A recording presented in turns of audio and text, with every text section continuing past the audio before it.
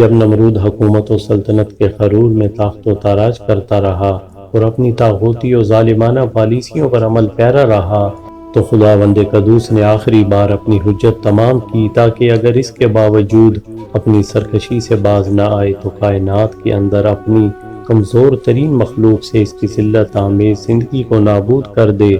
اللہ تعالیٰ نے انسان کی شکل میں ایک فرشتہ نمرود کو نصیحت کرنے کے لیے اس کے پاس بھیجا۔ اس فرشتے نے نمرود سے ملاقات کرنے کے بعد اس سے کہا، اب ان تمام بےہودگیوں اور اذیتوں کو انجام دینے اور پھر ہزیمت و شکست پاش کھانے کے بعد تمہارے لیے مناسب ہے کہ غرور کے سرکش گھوڑے سے نیچے اتر آؤ اور ابراہیم کے خدا جو تمام آسمانوں اور زمین کا خدا ہے پر ایمان لے آؤ، نیز ظلم و ستم اور شرک و استبداد سے دستبردار ہو جاؤ، ورنہ مزید مہلت کی گنجائش نہیں ہے۔ اگر تم نے اپنے طور طریقے نہ بدلے تو یاد رکھو اللہ تعالیٰ کی فوج ان گنت ہے، اس میں سے کمزور ترین لشکر تمہیں اور اس عظیم لاؤ لشکر کو ملیہ میٹ کر دے گا۔ نمرود بے حیا نے ان نصیحتوں کا مذاق اڑاتے ہوئے انتہائی گستاخی اور بے شرمی کا مظاہرہ کرتے ہوئے کہا، پوری زمین پر میری طرح کسی کے پاس بھی مضبوط اور طاقتور فوج نہیں۔ اگر ابراہیم کے خدا کے پاس کوئی فوج ہے تو اسے کہو ہمارے مقابلے میں لے کر آئے، ہم ہر وقت اس کے ساتھ جنگ لڑنے کے لیے تیار ہیں۔ فرشتے نے کہا، اگر ایسی بات ہے تو اپنی فوج کو جنگ کے لیے تیار کرو۔ نمرود نے 3 روز کی مہلت مانگی۔ ان 3 دنوں میں اس نے ایک وسیع و عریض صحرا میں اپنی فوج کی نمائش کی۔ تاحد نگاہ فوج ہی فوج اور کانوں پڑی آواز سنائی نہ دیتی تھی۔ اس کے بعد نمرود نے حضرت ابراہیم علیہ السلام کو بلا کر کہا، یہ میری فوج ہے۔ جناب ابراہیم علیہ السلام نے کہا، جلدی مت کرو، میری فوج بھی ابھی پہنچنے والی ہے۔ ادھر نمرود اور اس کے چیلے چمچے تکبر و غرور کے نشے میں مست تھے اور تمسخر کرتے ہوئے کہکے لگا رہے تھے۔ اچانک آسمان پر مچھروں کا ایک انبوہ بے قرار ظاہر ہوا اور نمرود کی فوج پہ حملہ آور ہو گیا۔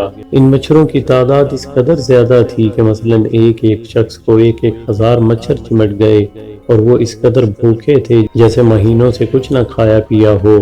اس حملے کو زیادہ دیر نہ گزری تھی کہ نمرود کا عظیم لاؤ لشکر ایک ذلت آمیز شکست اور ہلاکت سے دوچار ہوا۔ نمرود نے جب مچھروں کا برقعصا حملہ دیکھا تو اپنے محکم محل کی طرف فرار کر گیا، اپنے کمرے کا دروازہ مضبوطی سے بند کر لیا اور خوف سے منہ اٹھائے ادھر ادھر دیکھ رہا تھا۔ جب اسے وہاں پر کوئی مچھر کا دانہ نظر نہ آیا تو سکون کا سانس لیتے ہوئے اپنے آپ سے کہنے لگا، میں نجات پا گیا ہوں۔ اس دوران وہی فرشتہ ناصح انسان کی صورت میں دوبارہ نمرود کے پاس آیا اور اسے نصیحت کرتے ہوئے کہا، تم نے ابراہیم کا لشکر دیکھ لیا ہے، اب بھی توبہ کا دروازہ کھلا ہوا ہے، آؤ توبہ کرو اور ابراہیم کے خدا پر ایمان لے آؤ تاکہ نجات پا جاؤ۔ لیکن نمرود نے اس فرشتے کی محبت انگیز نصیحت ان کی کوئی پرواہ نہ کی۔ بالآخر ایک دن انہی مچھروں میں سے ایک مچھر کسی سوراخ سے نمرود کے کمرے میں گھسا اور اس پر حملہ آور ہوا۔ اس کے دونوں ہونٹوں پر ڈنگ مارا تو وہ سوج گئے۔ پھر وہی مچھر اس کے ناک کے راستے سے اس کے دماغ میں گھس بیٹھا اور اپنی کامیابی کی شادیانے بجانے لگا۔